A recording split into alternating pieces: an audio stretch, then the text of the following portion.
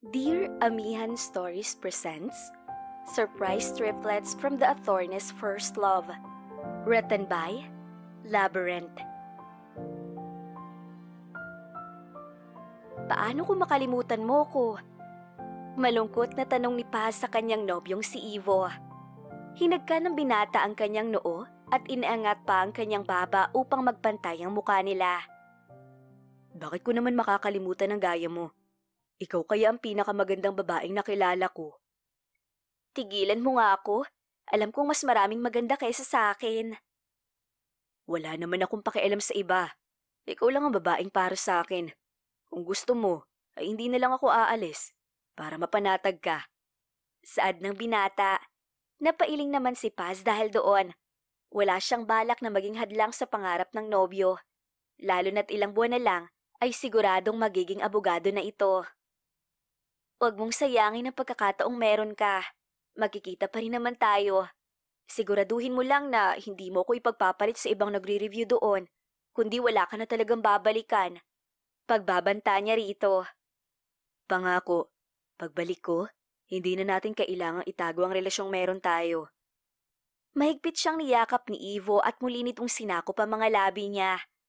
Muli ay ibinigay ni Paz ang kanyang sarili sa binatang pinakamamahal niya. Kinaumagahan ay nagmamadaling bumalik si Paz sa kanyang silid upang magpalit ng damit at nang makapaghanda ng agahan. Sa kamamadali niya ay nakabasag siya ng baso. Yaya! Ano bang ginagawa mo at tatanga-tanga ka riyan? Inis na singhal ni Senyora Lucy. Halos mapaigtad pa siya nang marinig ang pagsigaw ng ginang sa kanya. Nagmadali niyang nilinis ang nabasag na baso kaya hindi niya napansin ang pagtusok ng isang bubog sa kamay niya. Pasensya na po kayo, senyora. Napuyat lang po siguro ang anak ko sa kakaaral, kaya hindi niya masyadong naintindihan ang sinasabi ninyo. Paumanhin ang kanyang ina na si Lynette. Kakaaral? Aba, Lynette, hindi ba't ikaw ang nakiusap sa akin na ipasok ang anak mo rito at nang mapakinabangan ko? Ayan ang irarason mo sa akin ngayon? Parang abuso naman yata ang ginagawa niyang anak mo. Napipikong wika ng senyora. Magsasalita na sana siya nang maagaw ng bagong dating na si Ivo ang kanilang atensyon. What's with the commotion? Tanong ng lalaki. Nakita niya kung paano biglang nagbago ang ekspresyon sa mukha ng ginang at ngumiti sa anak nito. Oh son, ready ka na ba sa pag-alis mo? Nakangiting baling ng senyora sa anak nito. Yes, ma'am. Pagkatapos nating kumain ay aalis na ako. Sagot nito at pahapyaw na tumingin sa gawi niya. Nagmamadaling nilinis ni Paz ang nagkalat na bubog at bumalik sa dining area. Yun na ang huling araw sa buwan na iyon na makikita niya ang nobyo dahil mananatili ito sa dormitory para sa review. Lihim siyang pasulyap-sulyap dito hanggang sa matapos kumain ng mga ito. Babalikan kita. Sa pagbalik ko, magsasama na tayo. Iyon ang huling sinabi ng binata sa kanya bago ito sumakay ng kotse at pinanghawakan niya iyon. Pagsara niya ng gate ay agad siyang ipinatawag ni Senyora Lucy. Malandi kang babae ka? Galit na hiyaw ng ginang kasabay ng malakas na pagsampal sa kanyang pisngi. Senyora, ano pong nasasaktan po ako, senyora? Daing ni Paz nang hablutin ng ginang ang kanyang buhok. Anong akala mo sa akin? Boba? Sa tingin mo hindi ko alam ang mga gaming pumupuslit ka sa kwarto ng anak ko? Ang taas din naman ang pangarap mo, no? Handa ka magpakamas sa kahit na sino para sa pera. Nang didiring wika pa nito, agad naman siyang nilapitan ng kanyang ina at itinulak si Senyora Lucy. Anong ginagawa mo sa anak ko? Galit na sigaw ng nanay niya sa amo nila. At talagang ipagtatanggol mo pa yung anak mo? Nilalandi niyang magaling mong anak ang amo niya para sa pera. Akala mo hindi ko napapansin ang luxury items na meron ka? Bigay ng anak ko ang mga yon, hindi ba? Kapalit ng katawan mo. Sabi pa ng ginang na kulang na lang ay umusok ang ulo sa galit. Sunod-sunod na tumulo ang luha niya habang nakatingin sa babaeng amo. Hindi po totoo yan, senyora. Wala akong hiningi sa anak ninyo kundi ang mahalin ako. Ipokrita! Ako pa bang lolokohin mo? Masahol ka pa sa asong pakalat-kalat. Galit pa ring tugon ng ginang. Hindi ako naniniwalang wala kang ibang hiniling. Mahal? Dahil may pera siya. May pera kami. Ewan ko lang kung manatili ka sa tabi ng anak ko kung magka-level lang kayo. Senyora, tama ng masasakit na salita. Hindi naman sapat ang nagawa ni Paz para ganyanin mo siya. Katwiran ng nanay niya sa siya niyakap. Mabuti na lang talaga at naroon ito para ipagtanggol siya. Sarkastikong napatingin sa kanya si Senyora Lucy. Sa bagay, hindi naman ako magtataka na ganyan ang anak mo, Lynette. Ikaw rin naman ay nagpaanak sa kung sinong foreigner para makaahon sa hirap, hindi ba? Pero anong nangyari? Yan, nagbunga ka lang ng anak na pokpok at iniwan ka na ng foreigner. Anong sinabi mo? Galit na tanong ng nanay niya sa ginang. Mabilis namang nahawakan niya ang braso ng ina para awatin ito. Malandi ka, kaya naging malandi ang anak mo. Pang-iinsulto pa ng senyora sa kanilang mag-ina. Hindi niya na napigilan ng nanay niya nang sampalin nito ang senyora. Wala kang karapatang pagsalitaan kami ng anak ko. Nay, tama na. Awat niya sa ina at pilit itong inilayo sa matapobreng amo nila. Sa huli ay nagsisisigaw si Senyora Lucy kaya nagsilapitan ng ibang kasambahay. Lumayas kayo, mga walang utang na loob! Sigaw ni Senyora Lucy saka bumaling sa mga kasambahay na naroon. Kunin ninyo ang mga gamit na malanding mag-ina na yan! Itapon ninyo sa labas! Ayokong may makitang kahit na anong gamit ng mga nakakadiri na yan sa pamamahay ko! Talagang aalis kami dahil wala naman talaga kaming utang na loob sa'yo. Lahat ng kasamaan na ugali mo sa amin ay kulang pa sa ibinabayad mo. Galit na sagot ng nanay niya. Isaksak mo sa baga mo ang anak at pera mo. Inihagis ang mga gamit nila sa labas na para bang mga kriminal sila. Niwala silang lagayan ng mga damit nila. Kaya tanging sa sako na nakita nila sa gilid ng kalye na lang nila nailagay ang kanilang mga gamit at lumabas na mula sa subdivision. Nay, nahihilo po ako. Aniya habang naglalakad sila at bigla na lang nabalot ng dilim ang kanyang buong paligid. 8 years later. Sa halos walang taong pagpapatibay ni Ivo sa kanyang posisyon bilang isang tanyag na abogado, ay hindi pa rin nawawala sa kanyang isipan ang unang babaeng minahal niya. Ngunit upang maging patas sa kanyang fiancé, ay napagdesisyonan niyang itapon na ang lahat ng natitirang alaala ni Paz. Han, gusto mo bang magstay muna ako rito? Mapang-akit na tanong ni Celeste. Napangiti na lang siya at hinaplos ang magandang mukha ng kanyang fiancé. Alam ko ang ibig mong sabihin, pero be patient, Celeste. Total malapit na naman ang wedding natin.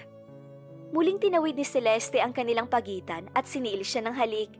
Pero mabilis niyang inawat ang dalaga. What? Naiinis na tanong nito. Nasa bahay tayo ng parents ko. Ayoko namang malagay sa alanganin ng fiancé ko. Aniya rito. Ano naman magiging mag-asawa na naman na tayo. Giit ni Celeste. Bago pa magsalita si Ivo ay dumating na ang kanyang ama. Tulak-tulak nito ang wheelchair na siyang nagsisilbing paa ng kanyang ina mula nang ma-stroke ito. Hi, Dad. Bati ni Ivo. What a surprise visit! Nagagalak na sagot ni Vicente, ang kanyang ama. Yumakap siya sa ama at bahagyang hinagka ng noo ng kanyang ina. Kumusta ang mami ko? Malambing na baling naman niya sa ina. Kahit na hindi nakapagsasalita ang mami niya, ay palagi pa rin niya itong kinakausap. Pinanghahawakan kasi niya ang sinabi ng doktor na 30% chance na muli itong makapagsalita. Ngunit pinagtakahan niya ang paraan ng pagtitig nito sa kanyang fiancé. Mukhang nagagandahan talaga ang mami mo rito kay Celeste. Biro na lang ng daddy niya. Ayos naman kami ng mami mo. Tara na muna sa dining at paniguradong kakaluto lang ng pagkain.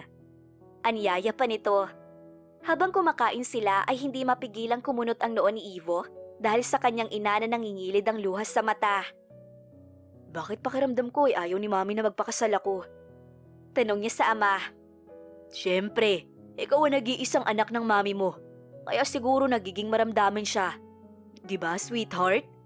Nakangiting sagot naman ng kanyang ama at sinubuan ng pagkain ng asawa. Siguro akala ni Mami Lucy, aagawin kita sa kanya, Han. Natatawang sagot naman ni Celeste. Huwag ka mag-alala, Mami Lucy. Aalagaan ko ng husto ang uniko iho mo. Baling pa ng babae sa mami niya. Napangiti na lang siya at sumang-ayon sa kanyang fiancé. He felt lost the whole dinner. Kahit na malapit na ang kanyang kasal, ay hindi niya maintindihan kung bakit hindi buo ang desisyon niya para sa kanila ni Celeste. Ngayon pa talaga? When Celeste proposed to him, he was sure he wanted a family.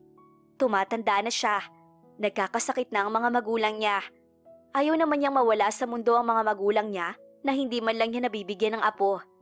Bukod pa roon ay nahihiya siyang tanggihan ng proposal ng nobya.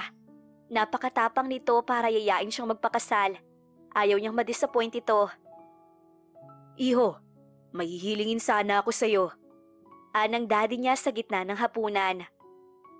Kung pwede sanang i-delay ng 1 month pa ang kasal ninyo para makahabol ang tita at tito mo galing States. No! Pasigaw na tanggi ni Celeste. I mean, Daddy Vicente, lahat kasi ay nakaayos na sa date na yon. Halos 2 buwan na lang bago ang kasal namin, kaya pwede sila na lang mag-adjust. Yun nga, Iha. Hindi kasi makakabiyahe agad ang kamag-anak namin dahil kaka-opera lang ng kapatid ko. Hindi pa siya pinapayagang bumiyahe sa ngayon. Unless maging maganda ang resulta ng mga test niya at naging mabilis ang recovery niya, doon lang sila makakaabot sa kasal ninyo. Sagot ng daddy niya. I think wala namang problema roon. Aniya, huwag mong alalahanin ang penalties or fees para sa pagpapariskad ng lahat, Han. Hindi problema ang pera. Baling niya si fiancé. Importante sa buhay ko ang mga kapatid ni Dad, and I want them to witness our wedding. Pero Han, gusto ko nang maging asawa mo. Malungkot na tugon ni Celeste.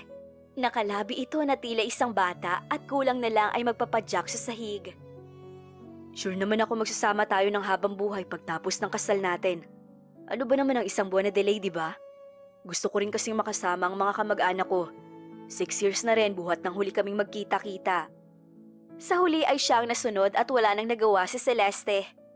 Kung siya ang tatanungin, ay gusto niyang sa susunod na taon pa ikasal. Pero dahil sa pangungulit ng nobya ay napilitan na lang siyang hayaan ito sa nais. Matapos kumain ay nagpaalam si Celeste na aalis dahil may meeting pa raw ito sa mga investors. Sigurado ka ba na ayaw mo magpahatid? Tanong niya sa babae. Yes, hon, I can manage. Sagot nito at sumakay na sa kotse. Pagbalik ni Ivo sa loob ng mansyon ay nakaupo sa sala ang kanyang ama at ina. Nilapitan niya ang mga ito at masinsinang kinausap. Anak, parang nahahalata kung hindi ka pa sigurado kay Celeste. Uwi ka ng kanyang ama. Sa totoo lang, hindi ko na rin alam, Dad. Maganda at mabait si Celeste. We're in relationship for 2 years, kaya nakilala ko na naman siya. Pero hindi ko maintindihan kung bakit habang papalapit na ang kasal namin, ay lalo kong hinihiling na tumagal pa ang oras. Mahal mo ba talaga si Celeste? Muling tanong ng daddy niya. Mahal ko ba talaga siya? Tanong niya sa isip. Alam kong mahal ko siya. Sapat ba ang pagmamahal na yon para maikasal ka sa kanya? Tanong pa rin ng daddy niya. Bago pa siya makasagot ay tumunog ang telepono, kaya nagpresenta siya na sagutin iyon. Good afternoon, Attorney Rojas. May 3 bata po rito na sinasabing ikaw raw ang ama nila. Bungad ng gwardiya ng subdivision. May sulat pa pong ibinigay sa akin ng mga bata. Ihatid ko raw sila sa harap ng mansyon ninyo. What? Gulat na tanong niya at tapatingin pa sa kanyang ama. Bluff lang ang mga yan. Dismiss them. Sir, pasensya na ho. Pero baka gusto ninyo pong tingnan ng mga bata. Kamukhang kamukha niyo po kasi. Tsaka yung isa nilalagnat pa. May nakasulat din kung kanino galing ang sulat, sir. Ang nakasulat ay Pasita Arcadia. Sabi ng mga bata, ito raw ang kanilang ina. Katwiran ng gwardya. Hindi na bago kay Ivo ang mga ganoong estilo ng panluloko. Lalo na't nasa industriya siya ng abogasya. Pero nang marinig niya ang pamilyar na pangalan ay nakalimutan niyang magpaalam sa kanyang ama at agad na nagtungo sa gate ng subdivision. What the bloody hell? Iyon ang tanging nasambit niya sa kanyang isip nang makita ang 3 bata. Umiiyak ang mga ito habang naghihintay sa kanya. Tila may kumurot naman sa kanyang puso at niyakap ang mga ito. Sino nagdala sa inyo rito? Tanong niya sa mga ito. Si nanay po. Mahinang sagot ng isa. They are not identical triplets. Para siyang nananalamin habang tinititigan ng isa. Ngunit kombinasyon naman nila ni Paz ang mukha ng isa pa. Lumakas ang tibok ng puso niya nang mapansing kamukhang kamukha ng dati niyang nobyang isa pang bata. Damn! Paanong nangyari to? Asik niya pa sa isip. Isasama ko na kayo sa bahay. Sandali po, kayo po ba si Mr. Primitivo Rojas? Tanong ng isang bata. Ako nga. Mabilis na sagot niya. Pancho, ingin mo nga ID niya para sigurado tayo. Sambit naman ng isang bata na sawari niya ay may sakit. Bata, abogado ang taong yan kaya sigurado kung hindi niya kayo lolokohin. Sabad ng gwardya. Sabi ni nanay, huwag sasama sa kung sino.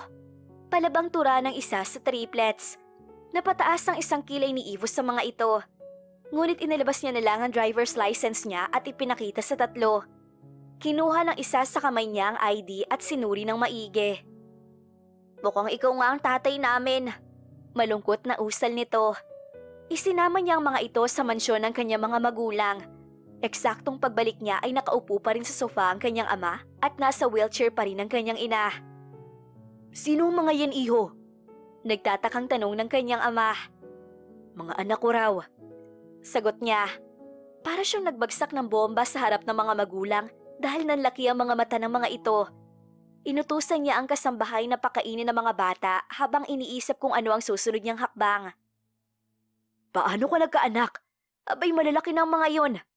Anang daddy niya. Sabi ng mga bata, ay si Pasita Arcadia raw ang nanay nila. Napansin niya kung paanong lumuha ang kanyang ina. Nakatitig siya rito lalo na nang subukan itong magsalita. Anak, mabuti pa ay sasamahan ko muna ang mami mo sa garden. Baka nababagot lang ito. Mamaya, pupuntahan kita para pag-usapan ang plano mo sa triplets. Sabi ng daddy niya saka itinulak ang wheelchair ng mami niya palabas. Napabuntong hininga na lang siya at saka pumunta sa dining area kung saan maganang kumakain ng tatlong bata. Mr. Rojas, baka pwedeng makahingi po ng gamot para sa kapatid ko. Magalang na wika ng isa sa mga bata. Tumawag siya ng kasambahay para bumili ng gamot at habang naghihintay sila ay kinausap niya ang tatlo. Siya nga pala, anong mga pangalan ninyo? Ako po si Partin, bunso po ako. Sagot ng batang tila kombinasyon ng kanyang mukha at ng dating nobya. Ito naman po si Pancho, ang pangalawa. Turo nito sa batang kamukha niya. At ito si Primo, siya po ang panganay. Turo pa nito sa batang nilalagnat. Nasaan ang nanay niyo? Bakit iniwan na lang niya kayo basta sa labas ng subdivision? Nagkatinginan ng mga bata na para bang nag-uusap kung sino ang sasagot. Huwag niyo po sanang isiping masamang tao ang nanay namin. Hindi niya po gustong iwanan kami. Pero siguro mas mabuti pong kay nanay niyo na lang itanungan lahat. Nahihirapang sagot ni Primo. Paano ko naman makakausap ang nanay niyo? May iniwan ba siyang number? Wala po, pero kung sakaling maisip niyo raw po na ibalik kami, ito po ang address ng nanay. Kung pwede, ipatid niyo na lang daw po kami sa kasambahay. Ibinigay ni Pancho ang isang papel kung saan nakasulat ang address. Bakit hindi niya na lang inihatid ng maayos sa mga bata? Kailangan niya pa talagang iwan ng mga to. Paano na lang kung may nadisgrasya? Di kasalanan ko pa. Inis na komento niya sa isip. Nang matapos sa mga bata sa pagkain ay dumiretso na sila sa ospital upang ipa-check up si Primo kahit nakainom na ito ng paracetamol. Ngunit lingid sa kaalaman ng mga bata ay ipina-DNA test niya ang mga ito upang makasiguro. Paglabas ng ospital ay dumiretso sila sa isang mall na malapit doon.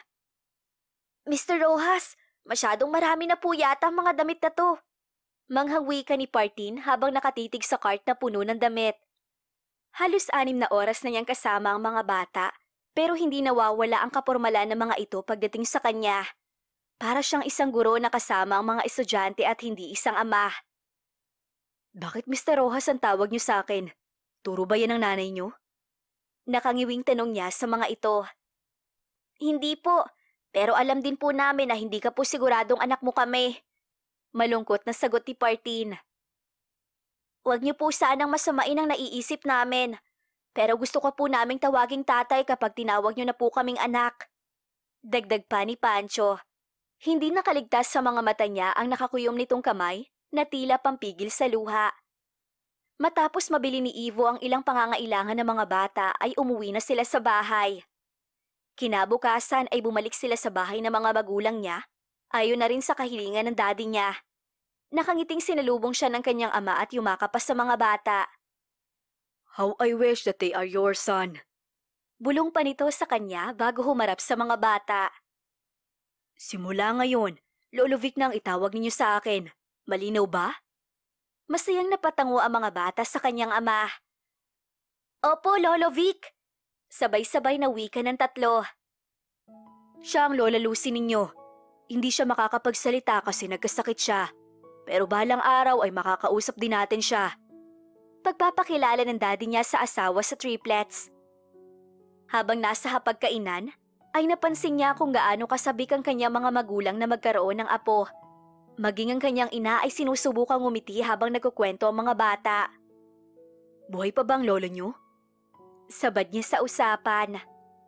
"Opo, si Lola po ang rason kung bakit dinala kami ni nanay rito." Sagot ni Pancho. "Masaya naman po kami sa probinsya. Kaso, kailangan naming mapunta rito." Alanganing sagot naman ni Partin. Lalong naguluhan ang isip ni Ivo kung bakit dinala ni Paz sa kanya mga batang itinago nito ng halos isang dekada. "Sa tagal ng panahon, bakit ngayon pa ulit kung kailan malapit na akong ikasal?" Aniya sa isip. Matapos ang isang linggo ay lumabas ang resulta ng DNA test at positibong anak nga niya ang mga bata. Pero gustuhin man niya na isama sa sariling bahay ang mga bata ay hindi niya magawa. Walang mag-aalaga sa mga ito. Kaya mabuti at nagpresenta ang kanyang ama na manatili pansamantala ang triplet sa poder nito. "Tay, pwede po bang sumama?" Tanong ni Primo. "Ako rin, Tay. Miss ko na po kasi si nanay." Ani Pancho. "Gusto ko ring sumama, Tay." Sabad naman ni Partin. Napangiti na lang siya sa mga anak at niyakap ang mga ito. "Hindi pwede. Walang kasama ang lolo at lola ninyo. Babalik ako agad. Pagbalik ko ay papasalubungan ko kayo." "Talaga?" Masayang sambit ni Partin. "Oo naman. Ano bang gusto ninyong pasalubong?" "Si nanay!" Sabay-sabay na sagot ng tatlo. Magsasalita na sana siya nang marinig ang tinig ng kanyang fiancé. "Ivo, honey, bakit hindi ka sumasagot sa calls ko?" Sa ilang araw na kasama niya ang mga bata ay nawaglit sa kanyang isipan ang tungkol kay Celeste. "Who are they? Pamangkin mo?" Tanong pa ng fiancé niya na humalik pa sa kanyang labi. "Akyat po muna kami." Walang emosyong paalam ng kanyang panganay na anak. Para siyang nasaksak sa lalamunan na makitang may galit at lungkot sa mga mata ng mga bata. "Ano ba, Celeste? Kailangan mo ba talagang gawin yun sa harap ng mga bata?" Inis na tanong niya sa babae. "What the heck? Fiancé mo ko, Ivo." Sagot nito. "Sino bang tatlong yon?" "Mga anak ko ang tatlong bata." Malakas na napamura si Celeste. "Paano ang kasal natin? Ivo, hindi pwedeng may kahati ang magiging anak natin sa mana. Paano mo ba naging anak ang mga yon? Is this a prank?" "No, this is not a prank." Seryosong sagot niya. "Anak ko sila, kaya kahit magkaanak tayo ay may parte pa rin sila sa ari-arian ko. And honestly, I don't think we should talk about inheritance right now. Wala pa nga tayong anak." "Ivo, hindi ganoon ang batas." Giit pa ni Celeste. "Nakalimutan mo yatang lawyer ako. Mas may alam ako sa batas." Naiinis na niyang tugon. Yumakap sa kanya si Celeste. "Pero Ivo, paano kung magkagulo lang sila sa relasyon natin?" "It's either papakisamahan mo sila or pipiliin ko sila. Yun lang ang nakikita kong desisyon na pwedeng pagpilian. Hindi ko kayang abandonahin ang sarili kong mga anak." Pinal na sabi niya sa babae. Sa kabilang banda ay hindi mapigilan ni Paz na malungkot sa kaiisip sa kanyang mga anak. Walang gabing hindi siya nagdadasal na sana ay maayos ang trato ng ina ni Ivo sa mga bata. "Paz, magpahinga ka na anak. Baka ikaw naman ang magkasakit sa ginagawa mo." Wika ng nanay niya. Hindi mawala sa isip ko yung pag-iyak nila, Nay. Hanggang ngayon natatakot ako sa lagay ng mga bata. Hinaplos ng kanyang ina ang likod niya. "Hindi ba't sabi mo, nakita mo namang kinuha sila ni Ivo bago ka umalis?" Opo, Nay. Sigurado naman akong ipina-DNA niya ang mga bata kaya hindi niya na ibinalik sa akin. Paano na lang, Nay, kung hindi ko na makita ulit ang mga anak ko?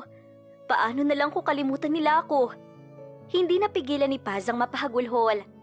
Kung sapat lamang ang pambili niya ng gamot para sa kanyang ina at pangangailangan ng 3 bata, ay wala na siyang balak ipakita pa kay Ivo ang 3. Pero minabuti niyang ihatid ang mga ito sa Maynila dahil mas masusustentuhan ng lalaki ang mga bata. Kaya kahit masakit sa kanya, ay pinili niya kung ano ang mabuti para sa 3. Gusto mo bang silipin ang lagay nila roon? Ipangungutang kita ng pamasahe. Suhestyon ng kanyang ina. Hindi na, Nay. Mag-iipon na lang ako para makapunta ako sa kanila kung sakali. Pasensya ka na, anak, at nagiging pabigat na ako sa'yo. Malungkot na pahayag ng nanay niya. Nay, wag mong sabihin yan. Mula noon na ikaw nang nagtataguyod sa ating dalawa. Ikaw rin nag-aalaga sa mga bata para mapagsabay ko ang pag-aaral at pagtatrabaho noon. Kaya hayaan mo ako naman ang gumawa ng paraan para sa atin. Aniya sa ina. May plano naman akong balikan ng mga anak ko. Mag-iipon lang ako at magbabawas ng kaunting utang. Nakatulog na lang sa lungkot si Paz habang nakayakap sa kanyang ina. Alam niyang hindi tamang mamuhay sa lungkot at problema. Habang buhay ay may pag-asa. At hindi siya nawawalan ng pag-asa na malalampasan niya ang lahat ng problema at makakasama ulit ang triplets. Kinaumagahan ay maaga siyang gumayak para pumasok sa ospital, pero pagbukas niya ng pinto ay may malaking taong nakaharang. Anong ginagawa mo rito? Hindi makapaniwalang tanong niya habang nakatitig kay Ivo. Kasama mo ba ang mga anak ko? Sinilip niya pa ang bandang likod nito pero bigo siyang makita ang 3. Hindi mo man lang ba ako papapasukin? Walang bakas ng emosyon ang tinig nito. Bahagya siyang gumilid at nilakahan ang bukas ng pinto. Tuloy ka. Hindi na ako magpapaligoy-ligoy pa. Pumunta ako rito dahil sa mga bata. Diretsahang sambit ni Ivo matapos maupo. Naupo siya sa tapat nito.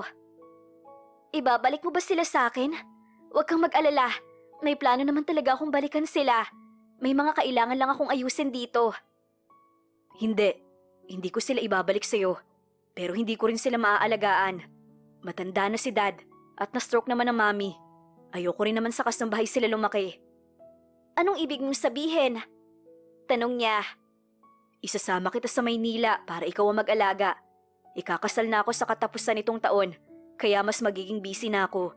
Hindi ko naman gustong makasama ka sa iisang bubong, kaya sa mansyon ni na Daddy ka titira, kasama ng mga anak ko. Paliwanag ni Ivo. Kusang naging mapait ang likido sa lalamunan ni Paz nang marinig na ikakasal na si Ivo. Kaya pa simple siyang napabuntong hininga. Gustuhin ko mang sumama sa iyo ay hindi pwede. Hindi ako isang mababaw na ina, Mr. Rojas. Kung kaya ko lang buhayin ang mga anak ko sa poder ko ay gagawin ko. Ang problema, nagkaroon ng sakit si nanay sa puso, kaya kailangan ng gamutan. Nakikita mo naman siguro sa ayos ko na nagtatrabaho ako ng marangal para sa amin. Pinasadahan ni Ivo ng tingin ng kabuuang ayos niya. Parang naguguhitan ang parte ng katawan niyang nadadaanan ng tingin nito. Bigla na lang siyang nailang nang ibinalik nito ang tingin sa kanyang mga mata. Registered nurse ka? Tanong nito na siyang tinanguan niya. I-hire kita as private nurse ni Mami. Isama mo si Nanay Lynette kung gusto mo. Nang sa ganun ay masustentuhan mo ang nanay mo at maalagaan mo ang mga anak ko. Halos hindi pumapasok sa isipan niya ang sinasabi nito. Sa nakikita niya ay napakalaki ng pagbabago nito, kaya ni hindi man lang ito nagtanong ng tungkol sa nakaraan nila. Bakit naman siya magtatanong ng tungkol sa amin eh? Tapos na yon. Isa pa, mag-aasawa na siya, kaya paniguradong limot niya na ang lahat. Aniya sa isip. Sa unang mga taon na umalis siya sa Maynila ay umasa siyang hahanapin siya ni Ivo. Lalo na noong napanood niya sa TV ang balitang magaling na abogado ang binata. Sobrang saya niya para rito, kaya palagi niyang binabanggit ang tungkol kay Ivo sa kanilang mga anak. Anong desisyon mo? Nagmamadali ako. Kunda nga naman kasing hindi phone number ang ibinigay mo para hindi na ako bumiyahe papunta rito. Untag nito sa kanya. Wala akong cellphone kaya wala akong number na ibinigay sa mga anak ko. Naiinis niyang tugon. Isang cellphone niya sa mga naibenta niya para may pampagamot ang nanay niya. Napatitig sa kanya ang lalaki kaya sa inis niya ay inirapan niya ito at saka tumayo. Anong desisyon mo? Imbes ay tanong nito. Kakausapin ko si nanay. Kapag sumang-ayon siya, didiretso ako ng ospital para magpaalam. Tapos sasabay na kami sa'yo. Isa pa, Mr. Rojas. Pakiusap lang. Huwag mo kong gagamitan ng tono na para bang nakaharap ako sa korte. Sagot niya. Nang araw ring iyon ay nagdesisyon silang mag-ina na lumuwas ng Maynila kasama si Ivo. Laking pasasalamat niya na iniisang tabi muna ng nanay niya ang sama ng loob kay Senyora Lucy para makapiling nilang muli ang triplets. Pagbaba niya mula sa sasakyan, ay natanaw niya na ang 3 batang naghihintay sa kanya. "Nay!" Sigaw ni Pancho at patakbong lumapit sa kanya. Lumuluhang yumakap naman sa kanya ang bunsong si Partin. "Nay, miss na kita." "Nay, isama mo na lang kaya ako." Mahinang bulong naman ni Primo at mahigpit na kumapit sa kanyang bewang. Hindi niya naiwasang maluha nang marinig ang pigil na hikbi ng mga bata.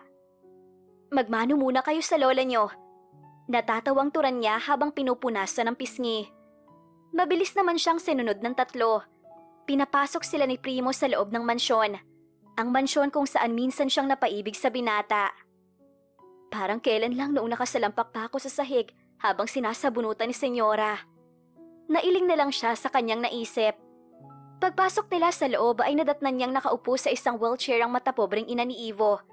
Nahalata niyang wala na itong lakas pa para pagsalitaan siya.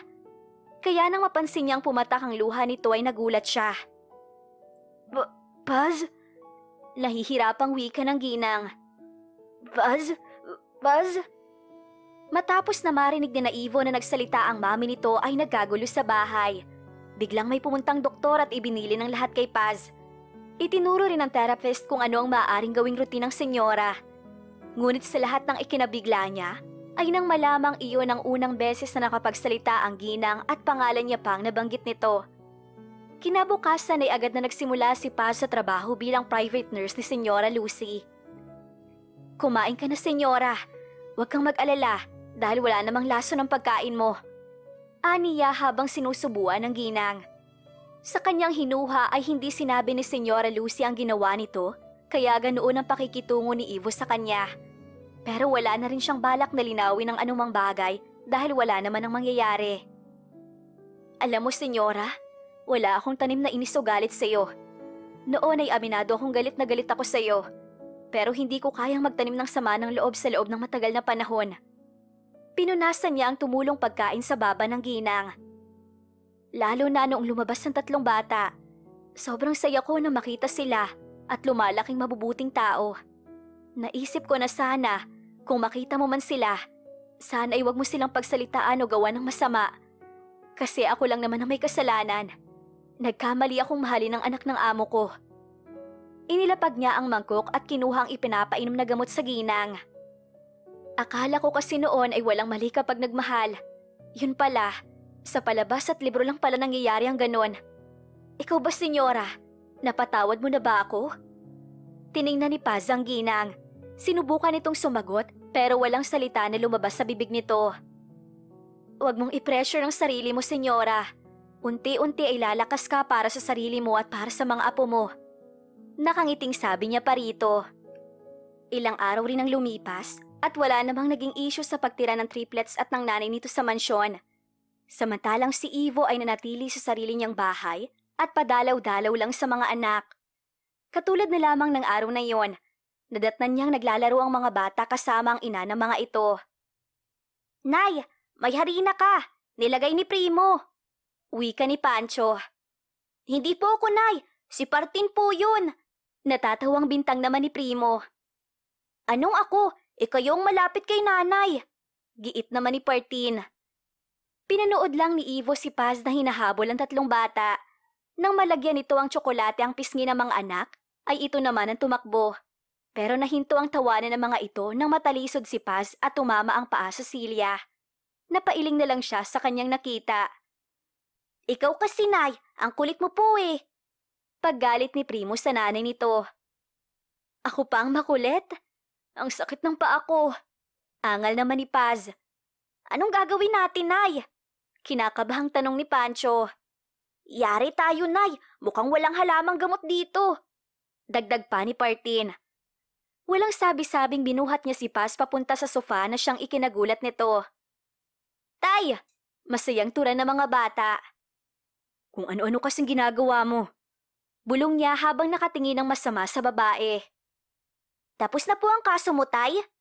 Masayang tanong ni Pancho sa kanya. Yes, anak. Kaya bakasyon ako ng 3 araw. Nakangiting sagot niya at hinagkan sa noo ng bata.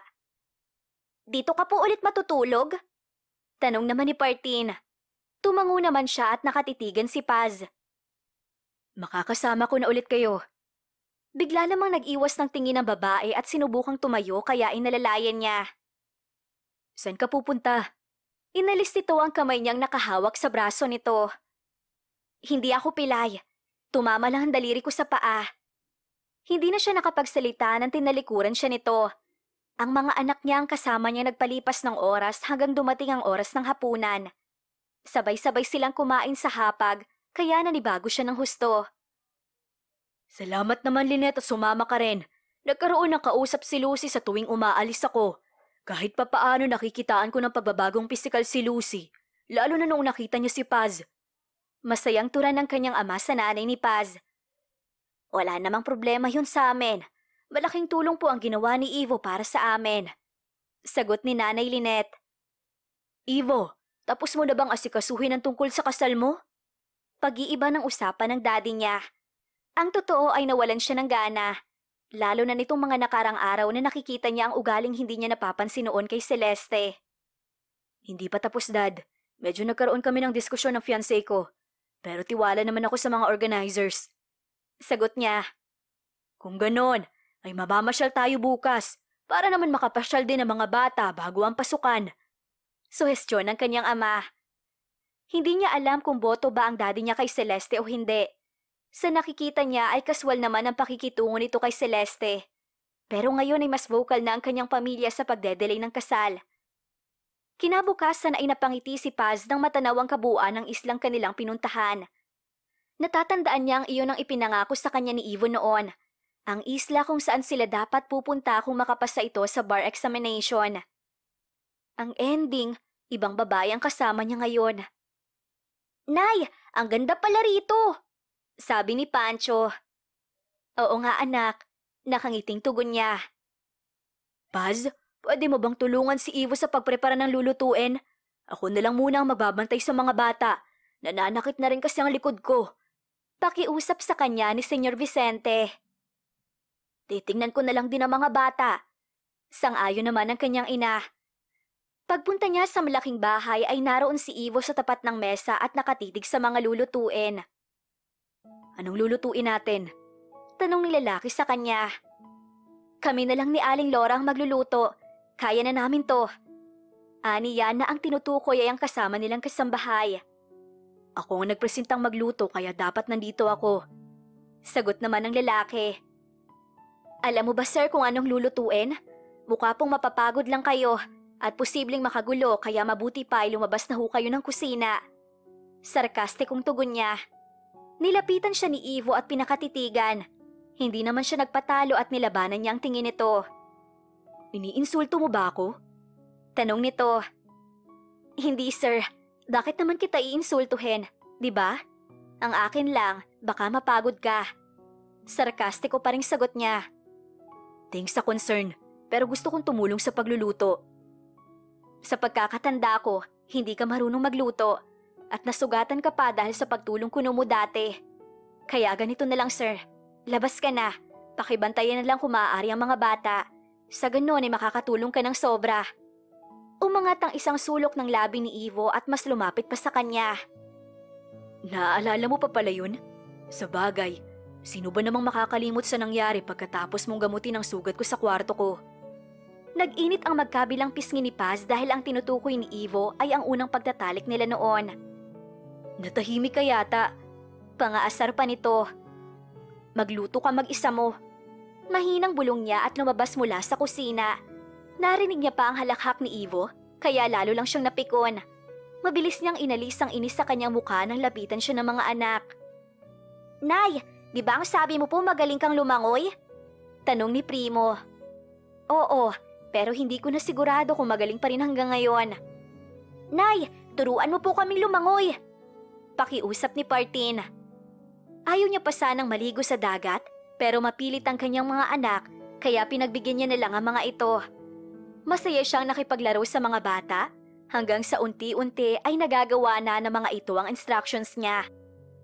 Ilang sandali pa nang narinig niya ang pagtawag ni Ivo sa kanilang mga anak para kumain. Lord, salamat po at kumpleto na po kami ngayon. Sana po lagi na kaming magkakasama. Lord, pahabain niyo po ang buhay ni na Lolo Vic, Lola Lucy at Lola Lynette. Sana rin po mahalin na lang ni tatay si nanay. This we pray. Amen. Napapailing na lang siya sa dasal ni Primo. Wala na akong balak na balikan si Ivo kahit pamahal ko siya. Sapat na ang relasyon namin noon para malaman namin na hindi kami para sa isa't isa. Sapat nang minsan ko siyang minahal. Aniya sa isip at ibinaling sa pagkain ng atensyon. Bida ang tatlong bata sa hapagkainan, kaya tahimik lang siyang nakikinig sa kwento ng mga ito. Si nanay ang galing lumangoy. Pagmamalaki ni Pancho sa kanya. Ikaw po ba, Lola Lynette, ang nagturo sa kanya? Tanong ni Partin. Hindi, apo. Hindi ko nga rin alam na magaling lumangoy ang nanay mo. Napatingin sa direksyon niya ang tatlong bata. Alanganin siyang napalunok dahil pakiramdam niya ay alam niya na ang itatanong ng mga ito. Kung hindi si Lola ang nagturo sa iyo, Nay, sino po pala? Inosenteng tanong ni Primo. Parang may kung anong bara sa lalamunan niya at gusto niyang bumalik sa sariling silid. Ako ang nagturo sa nanay niyo. Sagot ni Ivo na may malaking ngiti sa labi. Ikaw? Naguguluhang tanong ng nanay niya sa lalaki. Opo, Nay. Proud na sagot ni Ivo. Tiningnan niya ng masama ang lalaki pero mukhang sinasadya nito ang sitwasyon dahil nakakalokong umiti ito sa kanya. Paanong nangyari yun, anak? Baling sa kanya ng ina. Nagbibiro lang po si Ivo, Nay. Tuwing umaalis po kayo ni Mami, ay kinukulit niya po ako dati na turuan ko siyang lumangoy. Paliwanag ni Ivo. Sinipa ni Paz ang paa ni Ivo sa ilalim ng mesa at inis itong tiningnan. Inasikaso ko na po pala ang enrollment ng mga bata. Sa susunod na linggo po ay umpisa na ng pasukan. Pag-iiba niya ng usapan. Nagtagumpay naman siya dahil nagbigay ng suhestyon si Senyor Vicente. Sa pangatlong araw sa isla ay nag-ayos si Paz ng gamit at noon niya lang napansin na wala na si Primo sa higaan nito. Nay, nakita mo ba si Primo? Tanong niya sa ina. Halos kakagising ko lang, nak. Sagot nito. Pinuntahan niya ang CR at nang hindi makita roon ng anak ay lumabas siya. Lumakad siya papunta sa pampang pero hindi niya nakita ang bata. Bigla siyang kinabahan kaya pumunta na siya sa silid ni Ivo. Ivo? Ivo! Sunod-sunod na katok ang kanyang ginawa. Nakapikit pa ang lalaki nang pagbuksan siya nito ng pinto. Hindi niya sinasadyang mapatingin sa matipunong katawan nito, ngunit agad din siyang nag-iwas ng tingin. Yes? Tanong nito. Nawawala si Primo. Seryosong tugon niya. Ha? Baka kasama lang ni Dad. Pinuntahan ko na ang dad mo, pero hindi niya kasama si Primo.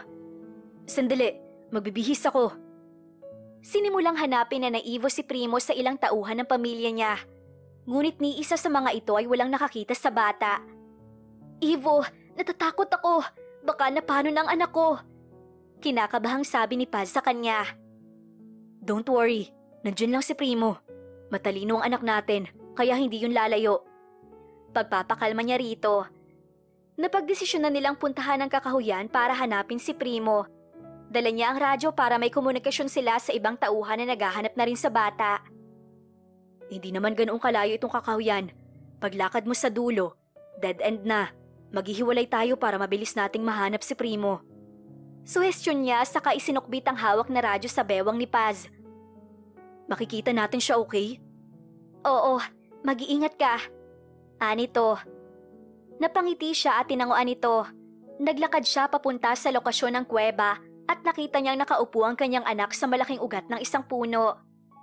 Primo, anong ginagawa mo rito? Kanina pa nag-aalala ang nanay mo. Mariing sabi niya sa anak nang sa wakas ay makita ito. Napansin niyang nanginginig na ang labi ng bata kaya niyakap niya ito at binuhat. Kasi tay, sinundan ko po yung ibon kanina tapos bigla na lang nawala. Sinubukan ko naman pong bumalik pero naligaw na po ako. Umiiyak na sagot nito. Napangiti na lang siya at hinalikan ng ulo ng bata. Sa susunod, huwag kang aalis sa tabi ng nanay mo. Higit sa lahat ay magpapaalam ka sa amin. Paano na lang anak ko na wala ka talaga at di ka namin nahanap? Paniguradong masasaktan kaming lahat. Sorry po, Tay. Hindi na po mauulit. Humihikbing tura nito. Binalikan niya ang daan kung saan niya huling iniwan si Paz. Kaya halos takbuhin niya ang dulo ng kakahuyan nang marinig ang pagtili nito. Paz! Paz! Kumalma ka! Nakita niya kung paanong nanigas si Paz sa putikan habang nakatitig sa ahas. Inilapag ni Ivo ang kanyang anak at saka dahan-dahang lumapit kay Paz at hinawakan ang bandang kilikili nito. Walang kamandagang sawa, pero malakas kumagat ang ganyang kalaking ahas. Pagkabilang ko ng 3, isabay mo ang katawan mo sa pagtayo tapos iaangat kita. Mahinang wika niya habang nakatitig sa sawa. 1, 3. Halos patalo na tumayo si Paz dahil sa pagbibilang niya. Nang mailayo niya si Paz, ay hinawi niya ang ahas papunta sa dulo.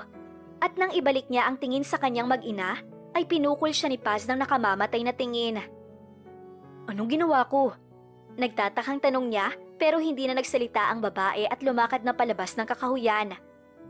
Samantala ay hindi mawala ang inis ni Paz sa ginawa ni Ivo sa kakahuyan.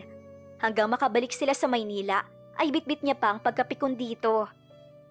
Tay, aalis ka na po? Malungkot na tanong ni Partin. Nakita niya kung paano bumagsak ang balikat ni Pancho habang nakayakap sa ama nito. Hindi ka na po ulit makikitulog dito? Dito ka na lang kasi, Tay. Pwede naman kayo magtabi ni nanay kung wala ka ng kwarto eh. Ani Pancho. Kailan po kayo babalik ulit? Tanong ni Primo at humilig sa balikat ng ama. Hindi pwedeng dito ang tatay niyo, nak, kasi malalayo siya sa trabaho niya. Tsaka may kasal siyang dapat na asikasuhin. Paliwanag niya sa mga bata. Halina kayo, baka mahuli ang tatay niyo sa trabaho. Walang kumilos sa mga bata, lalo lang sumiksik ang mga ito sa ama. Sige, dito na ako matutulog palagi. Bigla ay sabi ni Ivo. Halos sabay-sabay silang napatingin sa lalaki. Kumunot ang noo niya, habang masaya naman ang triplet sa desisyon ng ama. Pero bago makaalis si Ivo ay sinundan niya ito. Ivo, pwede ba tayong mag-usap? Sandaling-sandali lang to. Ano yun? Tungkol ba sa kakahuyan? Paz, ginawa ko naman yon dahil namumutla ka na sa takot. I'm sorry. Marahang wika ng lalaki. Hindi. Hindi tungkol doon. Ha? Tungkol saan? Nagtatakang tanong ni Ivo. Yung sa sinabi mo kanina, sana wag mong pangakuan ng mga bata kasi alam ko ang pakiramdam na mabigo. Kaya hanggat maaari, pakiusap ko lang sana sa'yo, wag mong papangakuan ng kung ano ang mga bata. Hindi magtatagal at ikakasal ka na kay Celeste. Bubukod kayo at magkakaroon ng sariling pamilya. Ayokong umabot sa puntong magmukhang kawawa ang mga bata dahil sa kakahintay sa'yo. Napatingala siya at ilang beses na ipinikit ang mga mata dahil sa nagbabadyang luha. Yun lang naman, sana maintindihan mo. Pumasok siya sa loob ng mansyon at dumiretso sa CR nang hindi pinakinggan ang isasagot ni Ivo. Napaiyak na lang siya dahil sa napakaraming rason. Alam niyang mahal niya pa si Ivo. Kahit halos 1 dekada na ang nakalipas, ay ikaw pa rin ang laman nitong puso ko. Pero ang sakit tanggapin na hindi na tayo pwede.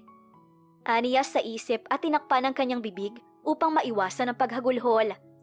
Hindi niya alam kung ilang minuto siyang umiiyak sa CR. Pero paglabas niya ay narinig niya na ang malakas na sigaw ni Partin. Napatakbo siya para tingnan ng bata at nadatnan niyang naroon si Celeste. Anong ginawa mo? Galit na sigaw niya rito at tiningnan ng kabuuan ng bunso niyang anak. Saan ang masakit sa'yo? Tanong niya pa kay Partin. Wala naman po, Nay. Pigil ang hikbing sagot nito. Umakyat muna kayo sa kwarto niyo. Mag-uusap lang kami ng Tita Celeste niyo. Tita Celeste, my ass! Nandidiring usal ni Celeste. Hinintay niya na makaalis ang kanyang mga anak at inis na binalingan ng babae. Bakit mo ginawa yon? Nagtatanong ka pa? Ginawa ko lang naman kung ano ang tama. Mataray na sagot nito. Tama? Tama bang saktan mo ang anak ko? Galit na tanong niya. Wala kasing disiplina yung mga sampid mong anak, kaya mang walang ya. Sa bagay, mukhang manas sa nanay. Mapang-insultong tura ni Celeste. Nandilim ang paningin niya at sinampal ito. Nang akmang gaganti si Celeste ay dumating si Senyor Vicente. Anong nangyayari rito? Tanong ng Don. Hindi nakaligtas sa paningin niya ang pag-irap ni Celeste bago nagkubli sa tupang balat. Dad, sinampal niya ako. Pinagsabihin ko lang naman ang anak niya, tapos bigla na lang siyang nanakit. Paawa effect na sumbong nito. Lalong nanggigil si Paz at gusto niyang ingudngod sa sahig si Celeste. But she knows better than that. Pasensya na po, senyor. Pasigaw na po kasing umiiyak ang anak ko. Kaya nung malaman kong sinaktan niya ang bata ay nasampal ko po siya. Celeste, si Ivo ang mapapangasawa mo. Pero wala kang karapatang pagbuhatan ng kamay ang mga anak niya kay Paz. Ikaw naman, Paz. Mali rin ang ginawa mo kay Celeste dahil nanakit ka rin. Sermon sa kanila ng senyor. Aalis na ako sa bahay na to, bago ko pa man maging amo ang plastik na babaeng to. Asik niya sa isip at nagpaalam ng pupuntahan sa Senyora Lucy. Gabi na nang makauwi si Ivo sa bahay ng kanyang mga magulang. Pilit niyang minadali ang pagsusukat ng kanyang susuotin sa kasal, ngunit ginabi pa rin siya. Kaya naman nagtataka siyang napatingin sa gawin ng kusina nang makitang bukas ang dim lights doon. Paz, bakit gising ka pa? Halos madaling araw na. Ano bang pakialam mo? Parehas talaga kayo niyang fiancé mong pakialamera. Sa susunod na makita ko siya, babaklasin ko talaga ang peking eyelashes niya. Sagot nito at bahagya pang natumba. Huwag mo nga akong hawakan. Kaya kong sarili ko. Naglalasing ka sa loob ng trabaho? Di mo ba alam na negligence of work ang pwedeng ilaban sa'yo sa korte? Eh di wow sa'yo, Mr. Attorney. Pero bago mo ko kasuhan mo yung fiancé mo ng child abuse. Inis na tura ni Paz. Nangunot ang noo niya sa narinig. Pero bago pa man niya klaruhin ang sinasabi ng babae, ay inagaw niya na ang bote ng alak na hawak nito. Sinong sinaktan niya? Sinaktan niya ang bunso kong anak. Baka naman pinagsabihan lang. Giit niya. Nakilala niya si Celeste na hindi makabasag pinggan, kaya may parte sa kanyang isip na hindi naniniwala sa sinabi ni Paz. Aray, bakit ka nanununtok? Angil niya at hinimas ang dibdib na tinamaan ng kamao ni Paz. Ganyan kasakit ang naramdaman ng anak ko nung kinurot siya ng santa mong fiancé. Lilinawin ko lang sa'yo, hindi magagawa ng anak ko ang magsinungaling sa ganong bagay. Anang babae na napamura pa. Tumitig ito sa kanya na para bang wala siyang kwentang tao. Sa bagay, bakit mo nga naman ako paniniwalaan, di ba? Pwede naman nating pag-usapan ang lahat. Hindi yung dinadaan mo sa pagiging Amazona. Takti naman, Ivo. Alam mo, naging abogado ka lang, naging ibang tao ka na. Noon, isang sabi ko lang sa'yo, naniniwala ka na agad. Hindi ko na nga kailangan magpaliwanag kasi lagi mo ko naiintindihan. Pero, anak natin yung nasaktan ngayon, tapos hindi ka maniniwala. Hindi na talaga ikaw ang lalaking mahal ko. Nagpunas pa ito ng luha habang diretsyong nakatingin sa mga mata niya. Hindi naman sa ganun, Paz. Fiancé ko si Celeste. I need to hear both sides of the story. Ewan ko sa'yo. Magsama kayo. Hindi niya hinayaan na layasan na naman siya ng babae, kaya hinawakan niya ang braso nito. Walang mangyayari kung iiwasan mo ko. Sabihin mo sa akin kung ano talagang problema. Sabihin sa'yo? O sige, nahihirapan na ako sa tuwing nakikita ko yung fiancé mo na wagas kong makakapit sa'yo. Hindi ko na rin na maisasagot ko sa mga anak ko sa tuwing tinatanong nila kung makakasama ka pa ba nila kapag nakasal ka na. Gusto kong maging selfish na hilingin sa'yo na kung pwede, huwag ka na magpakita rito at sustentuhan mo na lang ang mga anak mo. Kasi Ivo, sa kada araw na nakikita kita, hindi ko na kinakaya. Paz, lasing ka lang kaya mo nasasabi yan. Matulog ka na. Turan niya. Lasing? Kahit ilang alak ang mainom ko, hindi nawawala ang sakit, Ivo. Akala ko top-notcher ka sa bar exam. Bakit parang ang tanga mo naman? Hindi mo ba naiintindihan na mahal pa rin kita? Kahit na... Hindi niya pinatapos ang sasabihin ni Paz dahil nagkusa ang katawan niyang kabigin ito. Siniil niya ng halik ang babae habang pinupunasan ng takas na luha sa mga mata nito. Anong ginagawa mo, Ivo? May fiancé kang tao. Pagalit niya pa sa kanyang sarili at sinubukang kumalas sa labi ni Paz. Ngunit hindi siya hinayaan ito at tinugon ang halik niya. Inalalayan niya ang balakang ni Paz upang mabuhat niya ito. Dahil sa sensasyong nararamdaman, ay hindi niya na naisip kung ano ang kahihinatnan ng ginagawa niya. All that matters, I am with her. Again. Pumasok sila sa silid niya at nagpatangay sa kasabikang nararamdaman. Nagising na lang si Paz na parang hinampas ang baon ng kanyang ulo. Pero nang sinubukan niyang bumangon, ay naramdaman niya ang mabigat na bagay na nakadagan sa hita at tiyan niya. Anak ng tinola, anong ginagawa nito sa kwarto ko? Tanong niya sa isipan na makita si Ivo sa kanyang tabi at sinubukang alalahanin na naganap kagabi. Gusto niya nang sampalin ang sarili dahil sa nagawa niya. Dahan-dahan niyang inalis ang kamay at hita ng lalaki na nakadagan sa kanya. Pinulot niya ang punit na panty at bra na nagkalat sa sahig. Kahit kailan, pero issue talaga ang dulot sa akin ng lalaking to. Turan niya sa isipan na makitang may kiss mark siya sa kanyang leeg. Maingat siyang lumabas ng kwarto at nagmamadaling pumunta sa sariling silid. Anak, saan ka galing? Tanong ng nanay niya. Nay, sa CR po. Pagsisinungaling niya. Huli na nang mabawi niya ang nasabi. CR? Pag-ulit ng kanyang ina habang hawak pa ang doorknob ng CR. Boba mo naman, girl. Galing sa CR ang nanay mo tapos CR ang sasabihin mo? Balak niya ng kaltukan ng sarili pero pinili niyang lapitan ng kanyang ina. Lumabas lang ako saglit, Nay. Bale ano po, sa CR po ako ng garden nagpunta. Lang nakasuot ng malaking t-shirt na pagmamayari ni Ivo? Sinipat pa ng kanyang ina ang leeg niya. Mukhang namumula yata ang leeg mo, anak. May gusto ka bang ipagtapat? Napaiyak na lang si Paz at ipinagtapat ang nagawa niyang kasalanan. Alam niyang mali ang ginawa niya, lalo na at ikakasal na ang taong mahal niya. Anak, noon hinahayaan ko ang relasyon ninyo ni Ivo dahil parehas kayong walang sabit. Sa tingin mo ba hindi ko alam ang pagtakas-takas mo noon at ang palihim mong pagbalik sa kwarto? Pero ngayon, hindi pwede ang ganyan, Pazita. Ikakasal na ang amo mo. Anak lang ninyo ang pwede niyang pakialaman at hindi ikaw. Hindi ko po alam kung bakit ko nagawa yun. Gusto kong mandiri sa ginawa ko kasi para akong kumakabit pero rito sa puso ko.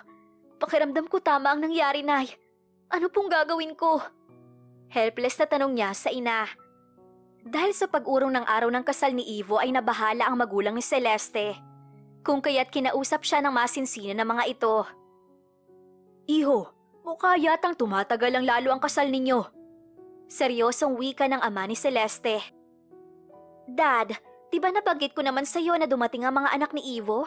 Inayos pa po kasi niya ang lahat. Pero sure na naman ang kasal namin. Paliwanag ni Celeste na humawak sa kamay niya. Tinanggap namin na may anak ka sa ibang babae. Pero hindi mo pwedeng gawing sunod-sunuran sa iyo ang unika iha namin. Anang mami ni Celeste. Balae, pasensya na kayo't na-delay ang kasal ng dalawa. Alam niyo naman na biglang nagkasakit ang asawa ko at gusto ring makadalaw ng mga kamag-anak ko nakatira sa States. Bukod pa roon ay dumating din sa buhay namin ang mga anak ni Ivo. Singit ng daddy niya. No worries, Daddy Vic. Alam ko rin naman po na maging kayo ay naaabala ng mga anak ni Ivo. Tutulong na lang ako sa susunod para naman hindi mahirapan ang fiancé ko. Nakangiting wika ni Celeste. Nahahalata naman ni Ivo ang ginagawa ni Celeste. Kaya kumukuha siya ng pagkakataon at tamang salita kung papaanong sasabihing call off na ang kasal. Nasaan ba ang nanay ng mga batang yan? Napakawala naman niyang kwenta. Pahaging ng ina ni Celeste. Dito rin siya nakatira. Sobrang bait kasi ng mapapangasawa ko, kaya tinutulungan niya ang babaeng yon. Di ba, Han? Sabi ni Celeste. Abat nakakababa naman ang dignidad ng ginagawa mo sa anak ko. Sinama mo pa talaga ang pokpok mong kabit dito? Galit na tura ng ama ni Celeste. Hindi kabit at lalong hindi pokpok ang ina ng mga anak ko. Pinantayan ni Ivo ang tingin ng ama ni Celeste. Ipinagtatanggol mo pa ang babae mo? Mukhang mali ang pagkakakilala ko sa iyo, Attorney Rojas. O baka naman ginagalingan ng babae mo sa kama, kaya ganyan ka umasta. Mapang-insultong tura ng ama ni Celeste. Tinanggal ni Ivo ang singsing sa daliri niya at pahampas na nilapag sa mesa. Celeste! Sabay-sabay silang napatingin sa kanyang inang masama ang tingin kay Celeste. Ma'am? Nilapitan niya ang ina at hinawakan ang braso nito. Huwag ka masyadong matensyon, Mami. Celeste, niloko. Naluluhang wika ng mami niya. Tingnan mo, pati ang mami mo ay nandidiri sa ginagawa mo. Komento ng ina ni Celeste. Hindi pinansin ni Ivo ang ginang dahil napatingin din siya kay Celeste. Namumutla ito sa kabila ng makeup na nakalapat sa mukha nito. Kaya tumayo siya at nilapitan ng dalaga. Buntis, Celeste, niloloko niya. Si Ivo. Dagdag ng mami niya. What the bloody hell? May saltik ng nanay mong lumpo. Inis na sambit ni Celeste. Ikaw ang kasama ni mami bago siya nahulog sa hagdan. Hindi ako tanga para hindi malamang hindi stroke ang nangyari sa nanay ko. Ha? Anong ako? Di ba yung katulong yung si Alona nagsabi na na-stroke ang mami mo, kaya nahulog sa hagdan? Katuwiran ni Celeste. Hindi ko sinabi sa iyo ang bagay na yan. Paano mo nalaman ang sinabi ni Alona? Binayaran mo ba siya para sabihin ang lahat ng yun? Hindi niya mapigilan ang galit, kaya napahawak siya na madiin sa braso ni Celeste. Bitiwan mo ang anak ko, Rojas! Galit na wika ng ama ni Celeste. Napangisi si Ivo at tinitigan na matanda. Ayoko magduda sa iyo noon. Hinayaan ko ang maling basa ng doktor ninyo sa results ng test ni Mami. Pero mukhang sinadya ng ospital niyo na dayain ang resulta ng test. Hawak ko ang ebidensya. See you in court. Tuluyang nakapagsalita ang mami niya at ito mismo ang nagbigay ng testimonya sa korte. Sinabi nito na itinulak ito ni Celeste nang malaman nitong nabuntis ito ng ibang lalaki. Kaya naging matibay ang laban ng kaso na siya namang naipanalo ni Ivo. Makalipas ang ilang buwan. Senyora Lucy, inom na po kayo ng gamot nyo. Inabot ni Paz ang gamot ng ginang at tinulungan itong uminom ng tubig. Ilang taon na nga ba ang nakalipas, Iha? Tanong ng ginang sa kanya. Po? Ilang taon ka na ngayon, Paz? Muling tanong nito. 30 na po. Sagot niya na lang dito. Napangiti sa kanya ang ginang at inabot ang kamay niya. Iha, pasensya na sa nasabi ko noon sa'yo. Iniisip ko lang kung ano makabubuti para kay Ivo. Nakaramdam lang ako na nagkamali ako nung alagaan niyo ako ng nanay mo kahit na hindi naging maganda ang huli nating tagpo. Patawarin mo sana ako, Iha. Okay na po yon. Alam ko namang may mali rin ako. Narito ako noon para magtrabaho. Pero anong ginawa ko? Pasensya na rin po. Napakabuti mong bata. Kaya ka siguro minahal talaga ng anak ko. Marahang wika ng senyora. Hindi niya alam kung paano magre-respond sa sinabi ng ginang. 33 years old at single ng anak ko. Top-notcher sa bar exam. May sariling bahay. Higit sa lahat, gwapo at mapagmahal. Gusto mo bang ireto kita? Nakangiting tanong ni Senyora Lucy sa kanya. Nagugutom ka na, Senyora. Magmerienda na tayo. Pag-iiba niya ng usapan na siyang tinawanan ng Senyora. Tinawag siya ng kanyang ina sa pool area dahil naroon ang merienda. Pero hindi niya inaasahang makita si Ivo na cycling shorts lang ang suot. Halos malaglag ang panga niya habang nakatitig sa matipunong katawan nito. Mga apo, halina kayo sa banyo. Masyado na malamig. Tawag ng nanay niya sa mga apo. Sasama na po ko, Nay. Sabi niya rito. Hindi na. Maitatanong sa iyo ang anak ko. Saad naman ni Senyora Lucy at kumindat pa sa kanya. Susunod na sana siya papunta sa banyo nang magsalita ang nasa likuran niya. Iniiwasan mo ba ako? Huminga siya ng malalim at dahan-dahang hinarap ang lalaki. Nagkataon lang na marami tayong ginagawa. Mula nung ma-call off ang wedding, naging mailap ka na rin sa akin. Kailangan ba kitang pansinin palagi? Tanong niya rito. Mahal kita. Pwede ba ako ulit manligaw? Imbes na itugon nito. Ayoko. Mabilis na sagot niya, ngunit maya-maya rin ay natigilan dahil late nang nag-sink in sa kanyang sinabi ni Ivo. Hinawakan nito ang dalawang kamay niya. Ginawaran pa nito ng halika mga iyon at tila nagmamakaawang tumitig sa kanya. Give me one last chance, Paz. Ngayon, hindi na natin kailangan magtago. Wala nang pipigil sa atin. Handa akong maghintay hanggang sa mahalin mo ko ulit. Please say yes. Walang araw na hindi ipinaramdam ni Ivo kung gaano nito kamahal si Paz. Kulang na nga lang ay isama siya nito pati sa trabaho para hindi siya mawaglit sa mga mata nito. Babe, lagyan mo rin ako ng sunscreen. Baka masunog ang balat ko. Nakangiting request ni Ivo sa kanya. Kayo na ba ulit? Nagtatakang tanong ng nanay niya.